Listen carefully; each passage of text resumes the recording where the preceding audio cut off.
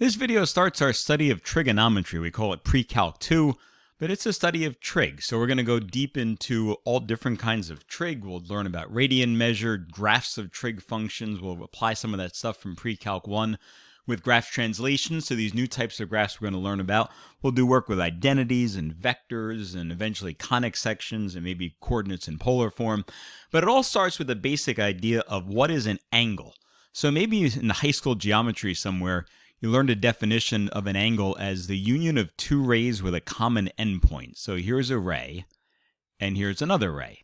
And so these two rays have a common endpoint, and we include both of those rays in our angle. And so I drew this one horizontally, and you can see that it opens up like this. These angles have a direction. So what direction is that? We call it counterclockwise. So if you think of an old-fashioned clock, if the numbers go this way, which way does the clock go as it rotates? That way is clockwise. So if the angle opens the other way, then we call that counterclockwise. So let's take a look at some basic definitions in terms of these angles. So the two sides are the rays. Remember, we name a ray starting with its terminal point. So B is the first point. A is just another point on the ray. So it starts at B and it goes through A. That's one of the rays. The other one starts at B and goes through C. That's the other ray. So those are the two sides of the angle. Where the two meet is a vertex. So point B is the vertex. The initial side we're calling BC, and then as it rotates, we call the other one the terminal side. In this case, we're going counterclockwise. We're going from BC to BA. Sometimes we will not do that. Sometimes we'll go from BC down this way, in which case that rotation is clockwise. So in trigonometry, clockwise rotations are negative, counterclockwise rotations are positive, which sounds kind of funny, right? If you're going counterclockwise, how is that positive? Well, because you're starting at the horizontal and you're going essentially up. So that's a clockwise or counterclockwise rotation, so that's positive. That's a clockwise rotation, so that's negative. And the direction that we rotate is going to become important when we start talking about angle measures, whether it's with radians or degrees. They do have a direction, which maybe they didn't have before in your previous studies. So what's an angle in standard position? Well, two things have to be true for an angle to be in standard position. One of them is that the vertex is at the origin. So if you're drawing this on a coordinate plane, you notice this vertex over here is at the origin, aka 0, 0. And then the initial side is along the positive x-axis. So we're going to start with what's on the positive x-axis, and from there we're going to rotate. So in this case, the first one, you notice that it rotates counterclockwise, so that's a positive direction. In the other case, it rotates from the horizontal downward, and so that is a negative rotation. These funny looking symbols here are Greek letters. So that's the Greek letter theta. We oftentimes use theta to represent an angle. And then this guy over here is alpha. We'll use alphas, we'll use betas, we'll use thetas, all in the process of naming angle measures. So when you go to measure an angle, remember this guy, old-fashioned protractor? It starts with the 0 degrees over here, and if you follow the inside marks, here's your 10 degrees, 20, 30, 40. By the time you get to 90, you've got yourself a right angle, right? So if I had a nice straight line, and I could draw it this way and that way, I'd have myself a 90-degree angle. But then you notice what happens after 90. There's angle measures beyond 90, right? 100, 110. I can go all the way till I get to 180, which is a straight line. So from the right side, I'm measuring using the bottom numbers. If I started my angle going this way, then I would use the top number. So we're not actually going to be measuring things with protractors, but we are going to be talking about how to measure an angle. And so thinking about protractors in degrees, that might be a good visual as to how we're going to measure these angles. So one rotation around a circle is 360 degrees. But pretty quickly we're going to start thinking about other ways that we could measure angles. So suppose we had a circle with a radius of 1. Right? I'm drawing this on a tablet. My circle drawing skills are not so great. So here we have a circle with a radius of 1. So what's the circumference of that circle? We've got to dig a little bit into our brains to remember formulas for area and circumference of a circle. So the circumference of a circle is 2 times pi times the radius, or We could also talk about the circumference as being pi times the diameter, which makes sense because twice the radius is the diameter. So if the circle has a radius of 1, then the circumference is 2 times pi times 1, which is 2 pi. So if you've got a circle with a radius of 1, then the distance all the way around the circle is 2 pi. We have a name for that, right? We call it the circumference. But the other way to think about this is in terms of what they call arc length. So if this was a pizza, let's say it was a 1 foot radius pizza, and you wanted to find out how much crust you ate of the pizza by eating, let's say, a quarter of the pizza, right? So a quarter of the pizza would make this a 90-degree angle. And so what's the length of that crust on the outside in your circle with a radius of 1 foot? Well, you would say that this arc length over here is a quarter of the circumference. So a quarter of 2 times pi times 1 is going to be 2 pi over 4, also known as pi over 2. Really then, what I just found without knowing it, well, okay, I knew it, but maybe you didn't know it, is that I found what they call a radian measure for 90 degrees. So a quarter of my circle is 90 degrees. 90 degrees is the same thing as pi over 2 radians.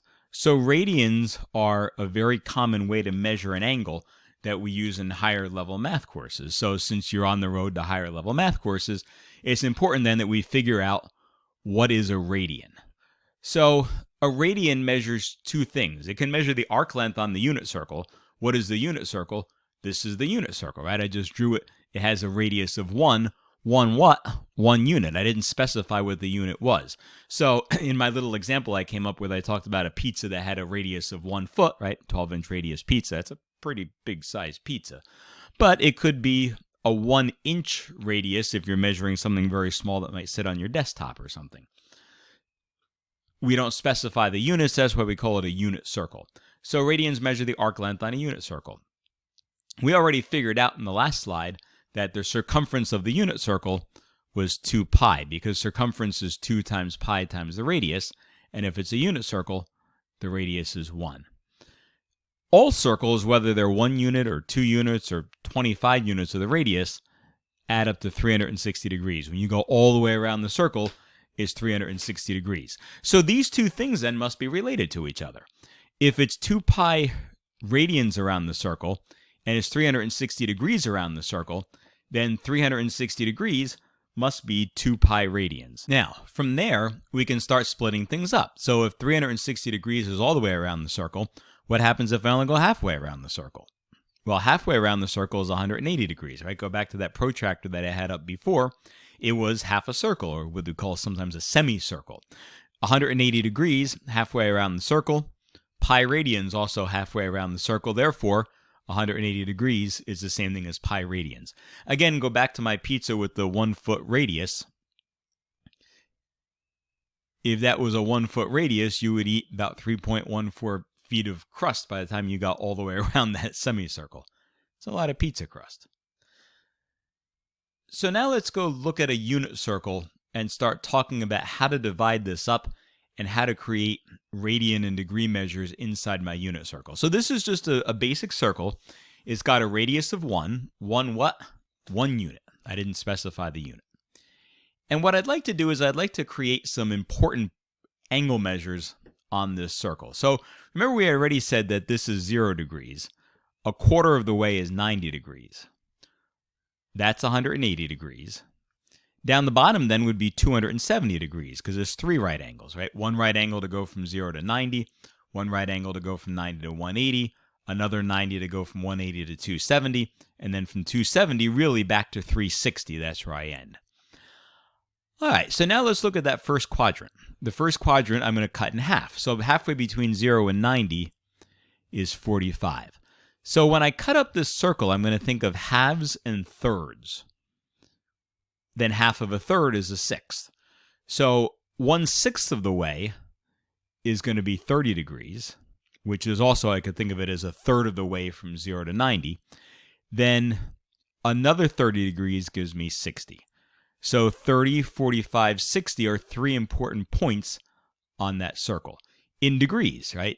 30 degrees, 45 degrees, 60 degrees. At the top is 90 degrees. Now, what am I going to do with these 3 points that are in the second quadrant?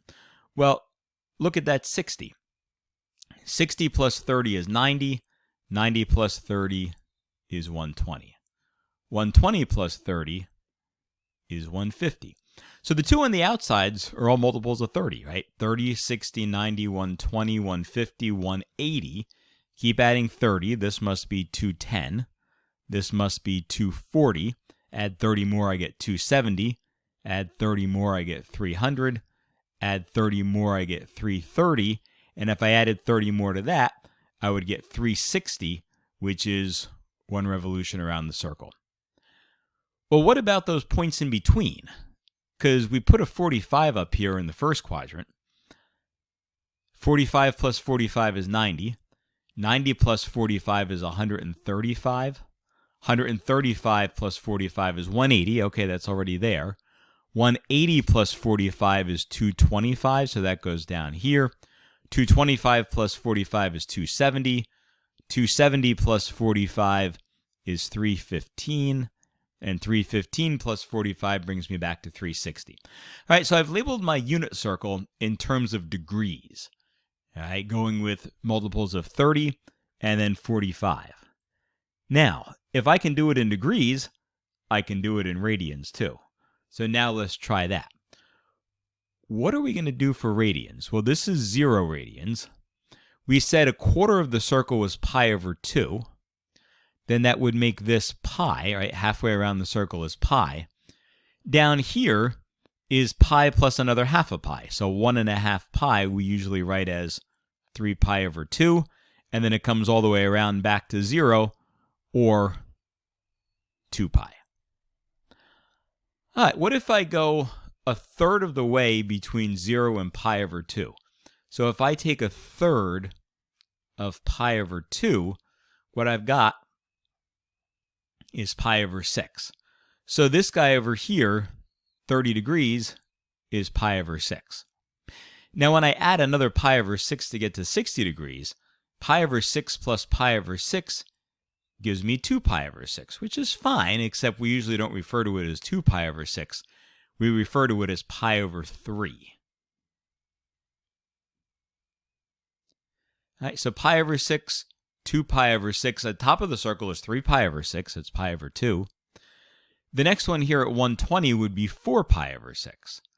Well, how does 4 pi over 6 simplify? It simplifies to 2 pi over 3. So that 120 degrees is 2 pi over 3. That's your 4 pi over 6. Down here is 5 pi over 6 at 150. 180 is 6 pi over 6, which is pi. Down here then would be 7 pi over 6. That's your 210. 8 pi over 6. Well, that looks like it's double 4 pi over 6. So double 2 pi over 3, I get 4 pi over 3. All right, so there's your 8 pi over 6. 9 pi over 6 is the same thing as 3 pi over 2. 10 pi over 6 is going to simplify to 5 pi over 3. 11 pi over 6 is over here at 330. And then 12 pi over 6 brings me back to 2 pi. So I've labeled everything now. That's a multiple of pi over 6. And where appropriate, I simplified. All right, how about that 45? That 45 is halfway between 0 and 90.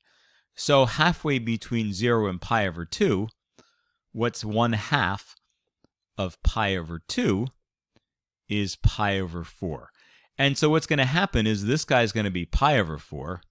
2 pi over 4 is the top of the circle. So this 135 degrees is 3 pi over 4. 4 pi over 4 is just pi. Down here we'll get 5 pi over 4. 6 pi over 4 is the same thing as 3 pi over 2. 7 pi over 4 is the halfway mark here. And then 8 pi over 4 brings us back to 2 pi. So what we have here in front of us right now is actually a kind of nice conversion between radians and degrees. So everything that's in red in that circle are degree measures. Everything that's in dark blue are radian measures. And we can go back and forth and convert between radians and degrees. So 30 degrees is the same thing as pi over 6. 45 degrees is the same thing as pi over 4 radians. 60 degrees is the same thing as pi over 3 radians. 90 degrees is pi over 2, and so forth.